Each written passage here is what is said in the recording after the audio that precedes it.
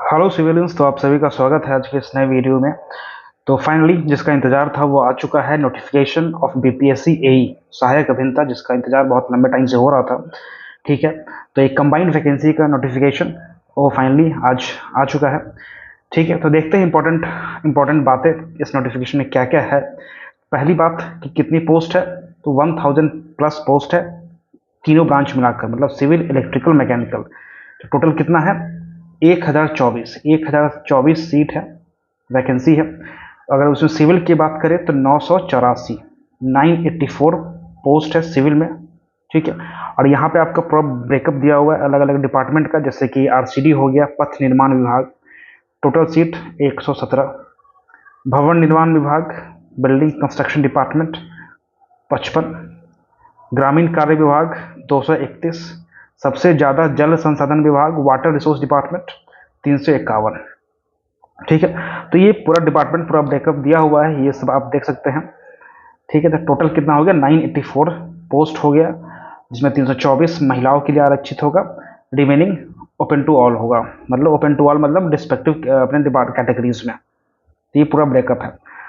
फिर अगर बात करें विज्ञापन संख्या 30/2025, ये मैकेनिकल के लिए है, 36 पद है यहाँ पे, कम है लेकिन अब जो है सो है। विद्युत के लिए बात करें तो सिर्फ 4 सीट है, तो काफ़ी कम सीट है।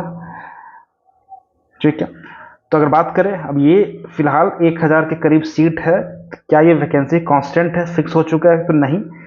अधियाची विभाग से प्राप्त अधियाचना में संशोधन होने पर विवेचित पदों की संख्या घट बढ़ सकती है। तो ये संख्या घट या बढ़ भी सकती है।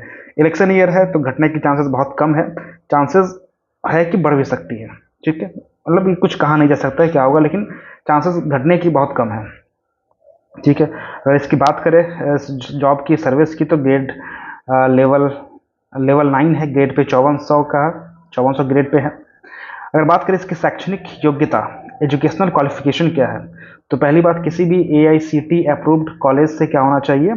आपका इंजीनियरिंग होना चाहिए, डिग्री होना चाहिए, चाहे वो सिविल में हो, मैकेनिकल में हो या इलेक्ट्रिकल में हो, अपने रिस्पेक्टिव ब्रांचेज में होनी चाहिए, या किसी भी डीम्ड विश्वविद्यालय से रेगुलर कोर्स होना चाहिए। डिस्टेंस से जो बीटेक करते हैं उनके वो एलिजिबल नहीं होंगे, रेगुलर कोर्स के थ्रू बीटेक होना चाहिए। ठीक है, ये हो गया एजुकेशनल क्वालिफिकेशन। इसके अलावा अगर बात करें उम्र सीमा, जो आपका एज लिमिट है, मिनिमम एज कितना होगा? 21 वर्ष होगा। 1/8/2024 को मिनिमम 21 साल तो होना ही चाहिए। अगर उससे कम है आपकी उम्र तो अप्लाई नहीं कर सकते हैं। 1/8/2024 को अगर 21 साल से कम है उम्र तो अप्लाई नहीं कर सकते हैं, एलिजिबल नहीं होंगे। अगर मैक्सिमम एज की बात करें तो अनारक्षित पुरुष मतलब अनरिजर्व्ड मेल में 37 वर्ष है। बाकी पिछड़ा वर्ग, अत्यंत पिछड़ा वर्ग, अनारक्षित महिला के लिए 40 वर्ष है, और बाकी जो अनुसूचित जाति जनजाति उसके लिए 42 साल है। और ये जो मैक्सिमम एज है इसका कट ऑफ डेट दिया हुआ है अलग अलग डिपार्टमेंट का, मतलब पथ निर्माण विभाग का 1/8/2020 को मैक्सिमम एज 37 साल से कम होना चाहिए। मतलब आज के डेट में अगर 42 साल है किसी का तो वो मायने नहीं रखता है, उनको ये देखना है कि 1/8/2020 को एज कितना था। अगर 37 साल से कम है तो वो एलिजिबल है, अप्लाई कर सकते हैं। ठीक है, तो ये कट ऑफ डेट दे दिया गया अलग अलग डिपार्टमेंट का, अलग अलग ब्रांचेज का, यहाँ से चेक कर सकते हैं। ठीक है, उम्र सीमा की बात अगर बात करें तो एक है संविदा। संविदा के आधार पर जो भी पहले से सहायक अभियंता काम कर रहे हैं अलग अलग विभाग में, तो उनको क्या है कि उम्र सीमा में छूट दिया गया है। ठीक है, जैसे कि ये आपका एज लिमिट दिया हुआ है 37 ईयर्स, 40-42 ईयर्स। तो जो लोग कॉन्ट्रैक्ट पे ऑलरेडी काम कर रहे हैं उन्हें क्या दिया गया? छूट दिया गया है। कितना छूट दिया गया है? तो जितना दिनों तक जितने अवधि तक उन्होंने संविदा पर कार्य किया है, काम किया है, उतने टाइम पीरियड का उन्हें एज रिलैक्सेशन दिया गया है। ठीक है, ये किनको दिया गया है? तो बिहार राज्य के अंदर, बिहार स्टेट के अंदर जितने भी सरकारी या गैर निजी, मतलब चाहे वो केंद्र सरकार में हो, कोई पीएसयू हो, पंचायत हो, नगर निकाय हो, उनका कार्य अनुभव मान्य होगा। ठीक है, और ये डिसाइड कैसे होगा कि कितना टाइम उनको एज रिलैक्स मिलना है? तो ये डिसाइड किया जाएगा उनके पेमेंट सर्टिफिकेट को देख कर किया जाएगा। ठीक है, और इनका डेट दिया हुआ है। ठीक है, बाकी अगर बात करें सिलेक्शन का प्रोसेस क्या है, तो सिलेक्शन का प्रोसेस इसमें एक तो लिखित रिटन एग्जामिनेशन होगा जो कि वस्तुनिष्ठ है, मतलब ऑब्जेक्टिव है। उन उस एग्ज़ाम में जितना अंक मिलेगा, जितना मार्क्स मिलेगा, प्लस एवं संविदा के आधार पर, अगर संविदा पे कॉन्ट्रैक्ट पे जॉब कर रहे हैं तो उनका वेटेज मिलाया जाएगा और दोनों के आधार पे दोनों को जोड़कर नंबर मतलब नंबर लाया जाएगा और फिर उसे गणना की जाएगी कि जिसका ज़्यादा होगा उसका सेलेक्ट किया जाएगा। ठीक है। अगर लिखित परीक्षा की बात करें तो टोटल 6 पेपर होंगे, उनमें से 4 पत्र अनिवार्य है, कंपलसरी है, और 2 ऐच्छिक है। ऐच्छिक मतलब ये आप ऐच्छिक मतलब ऑप्शनल होगा। ऑप्शनल इन द सेंस कि सिविल आप सेलेक्ट करते हैं या मैकेनिकल सेलेक्ट करते हैं या इलेक्ट्रिकल सेलेक्ट करते हैं। तो मेनली क्या होगा, 6 पेपर है समझिए, और उसमें से 2 पेपर आपका है हिंदी इंग्लिश, पहला पेपर, और दूसरा क्या है इंग्लिश हिंदी है, जो कि क्वालिफाइंग है। कितना नंबर लाना होगा, तो सिर्फ 30 नंबर लाना होगा। यहाँ पे क्या होगा, सिंपली 30 नंबर लाना है, मतलब 50 क्वेश्चन में आपको सिर्फ 15 क्वेश्चन सही करने हैं। ठीक है, ये जो कि आराम से हो जाता है, तो इसमें टेंशन लेने वाली कोई बात है नहीं। ठीक है, अगर 30 नंबर से कम लाते हैं तो फिर आगे कॉपी चेक नहीं होगा, तो मतलब 30 तो लाना ही लाना है। ये आपका हो गया सामान्य अंग्रेजी हो गया पहला पेपर, जो कि 1 घंटा का होगा, 100 मार्क्स मतलब 50 क्वेश्चन होंगे इसमें। सामान्य हिंदी सेकंड पेपर, ये भी ऑब्जेक्टिव है, ये भी 1 घंटा का एग्जाम होगा, और यहाँ भी 100 मार्क्स है, मतलब 50 क्वेश्चन होगा, और जो कि क्वालिफाइंग है, मतलब आपको सिर्फ 30 नंबर ला के क्वालिफाई कर लेना है पूरे पेपर को। इसका मार्क्स फाइनल मेरिट लिस्ट में नहीं जुटेगा। फिर आगे बढ़ते हैं सामान्य अध्ययन, जनरल स्टडीज़। ये भी क्या होगा, ऑब्जेक्टिव होगा, यहाँ भी 1 घंटा, 100 नंबर, 50 क्वेश्चन होंगे, एक क्वेश्चन 2 मार्क्स का। सामान्य अभियंत्रण विभाग विज्ञान मतलब जनरल इंजीनियरिंग सेम है। उसके अलावा सिविल अगर आप सिलेक्ट करते हैं तो 2 पेपर यहाँ हो गया, मैकेनिकल का है 2 पेपर, और इलेक्ट्रिकल के लिए 2 पेपर। तो टोटल क्या हो गया, 400 नंबर पे मेरिट लिस्ट बनेगा। Paper 3rd, paper 4th, paper 5th and paper 6th। ठीक है, इसके अलावा जो टोटल पेपर 400 है उसका 40% लाना पड़ेगा। मतलब क्या है, ये आपका मिनिमम मार्क्स है, इतना आप क्वालिफाई करना ही पड़ेगा। 40% मार्क्स जनरल के लिए है, पिछड़ा वर्ग के लिए 36.5% है, अत्यंत पिछड़ा है तो 34% है, और बाकी के लिए 32% है। ठीक है, अगर मेधा सूची की बात करें तो ये मेधा सूची कैसे बनेगा, तो इसमें जस्ट अभी हमने ऊपर देखा है कि एक तो रिटेन एग्जाम में कितना मार्क्स आता है उसके आधार पे, प्लस जो संविदा पे जो कॉन्ट्रैक्चुअल को वेटेज मिल रहा है उसके आधार पे। तो आयोग द्वारा आयोजित लिखित परीक्षा में प्राप्त अंकों की अधिमानता कितना है, 75 अंक है। मतलब अगर मान लीजिए आपको 300 नंबर आते हैं, 400 का एग्जाम हो रहा है, 400 में अगर आपने 300 नंबर लाते हैं तो उसको कन्वर्ट करेंगे 75 मार्क्स में, तो कितना हो गया, 300/400 इंटू 75। तो ये अगर करेंगे तो आ जाएगा अप्रॉक्स 0.75 इंटू 75, तो कितना हो गया, 56.25। तो ये आ गया आपको 75 अंक में 56.25 यहाँ से आपको मिल जाएगा। अगर 5 साल का एक्सपीरियंस है तो इसमें 25 और ऐड कर दीजिए, तो कितना हो गया, 66, 76 जो भी हो, 81 के आसपास हो गया। ठीक है, तो इस तरह से 100 अंक में आपका मेरिट लिस्ट तैयार किया जाएगा। 75 अंक रिटेन एग्जाम में लाए गए मार्क्स के आधार पे, और 25 अंक कॉन्ट्रैक्ट पे जो वर्क एक्सपीरियंस है उसके वेटेज के आधार पे। ठीक है, तो वही दिया हुआ है कि 0.75 से गुना करना है।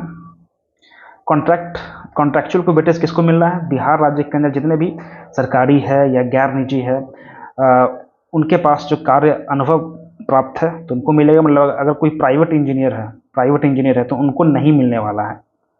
क्लियर है, ठीक है। और ये डिसाइड कैसे होगा, तो वेतन भुगतान प्रमाण पत्र दिखाने होंगे। जो भी वेटेज के लिए अप्लाई कर रहे हैं, जिनको चाहिए वेटेज, तो उनको क्या करना होगा, किसी भी गवर्नमेंट डिपार्टमेंट जो कि बिहार में वो कार्य किए होने चाहिए, और उनको दिखाना पड़ेगा, प्रेजेंट करना पड़ेगा पेमेंट सर्टिफिकेट। और कब तक कैलकुलेट होगा, तो 28/5/2025 जो कि लास्ट डेट है फॉर्म भरने का, उस दिन तक वेटेज उनको मिल सकता है। ठीक है, अब दोनों हम निकाल लेंगे, दोनों आ जाएगा, जो रिटन में एग्जाम मार्क्स आया है वो, और यहाँ पे कॉन्ट्रैक्चुअल का वेटेज, दोनों को ऐड कर देंगे और फिर मेधा सूची तैयार कर लिया जाएगा। ठीक है, और फिर फॉर्म भरते टाइम ही डिपार्टमेंट प्रेफरेंस को आपको फिल करना पड़ेगा अवरोही क्रम में, मतलब डिसेंडिंग ऑर्डर में। मतलब जो फर्स्ट प्रेफरेंस, जो आपका पहला प्रेफरेंस होगा, आपको ऊपर डालिएगा, फिर घटते हुए क्रम में बाकी प्रेफरेंस डालना होगा।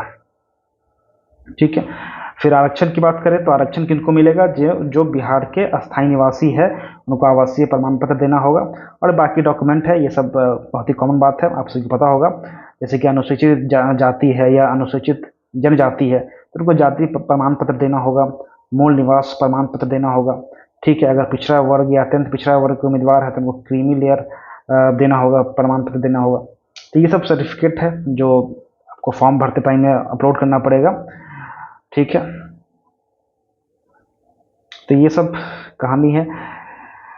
तो ये सब थी मुख्य बातें। अगर शुल्क की बात करें कितना पैसा लगेगा फॉर्म भरते टाइम में, तो 750 रुपये लगेंगे आपको सामान्य भर्तियों के लिए। अगर अनुसूचित जाति या जनजाति SC/ST कम्युनिटी के लोग बच्चे हैं 200 रुपया लगेगा, और महिला उम्मीदवारों के लिए 200 रुपया लगेगा। ठीक है, बाकी के लिए 750 रुपया। ठीक है, तो ये सब कुछ खास नहीं है। हाँ, फॉर्म भरने का डेट कब से स्टार्ट है, तो 30/4/2025 से स्टार्ट है, 28/5 तक का फॉर्म भर सकते हैं। और फिर इनका हार्ड कॉपी को आयोग कार्यालय में भेजने की आवश्यकता नहीं है। फॉर्म आपने ऑनलाइन भर दिया, काम हो गया ख़त्म, फिर से उसे प्रिंट निकाल कर भेजने की ज़रूरत नहीं है। ठीक है, फॉर्म कैसे भरना है, तो फॉर्म जब भरिएगा तो वो दिख जाएगा, उस कुछ नहीं है, OTR है, वन टाइम रजिस्ट्रेशन आप अप्लाई कर सकते हैं, फॉर्म अब वन टाइम रजिस्ट्रेशन कर सकते हैं, फिर वो पोर्टल खुल जाएगा, फिर आप किसी भी फॉर्म में आप भर सकते हैं। ठीक है, तो ये सब कॉमन सी बातें हैं। क्या क्या इन्फॉर्मेशन भरना है, तो पर्सनल इन्फॉर्मेशन है, एड्रेस इन्फॉर्मेशन है, अदर इन्फॉर्मेशन, क्वालिफिकेशन हो गया, एक्सपीरियंस हो गया, then upload photo, signature and profile, then profile lock हो जाएगा। ठीक है, तो ये फॉर्म जब भरिएगा तो सारी बातें ऑलरेडी अपने आप स्टेप बाय स्टेप खुलता रहेगा, वहाँ पे आप लोग देख सकते हैं। ठीक है, तो ये था आपका। इंपॉर्टेंट क्या है, डेट ध्यान में रखिएगा, 30/4 से स्टार्ट हो जाएगा और 28/5 तक ये फॉर्म फिल होगा। तो आखिरी टाइम का इंतज़ार नहीं करना है, क्योंकि सर्वर डाउन हो जाता है और BPSC की कहानी पता है अभी क्या हुआ है। तो जल्द से भरना है और स्टार्ट कर दीजिए एग्ज़ाम की तैयारी ज़ोरों शोरों से, क्योंकि एग्ज़ाम का डेट जो है एज़ पर कैलेंडर 21 जून दिया हुआ है। बहुत डेट बढ़ेगा तो 15-20 दिन या मैक्स टू मैक्स एक महीना 21 जुलाई। क्यों, क्योंकि इलेक्शन ईयर है और हमारे मुख्यमंत्री साहब को नियुक्ति पत्र बांटने का बहुत शौक है। ठीक है, तो हो सकता है उसको जल्दी इस नोटिफिकेशन को जल्दी क्लियर करके इलेक्शन में फ़ायदा उठाने की कोशिश करे सरकार। हो सकता है एग्ज़ाम ऑन टाइम हो या एक्सटेंड हो भी तो बहुत कम टाइम के लिए हो। तो तैयारी अच्छे से कीजिए। ठीक है, तो इस वीडियो में इतना ही रखते हैं फिर, और बाकी जितना भी प्रीवियस ईयर क्वेश्चन का वीडियोस अपलोड होगा धीरे धीरे। ठीक है, तो चैनल से जुड़े रहिए, सब्सक्राइब कीजिए, लाइक करिए। Thank you very much.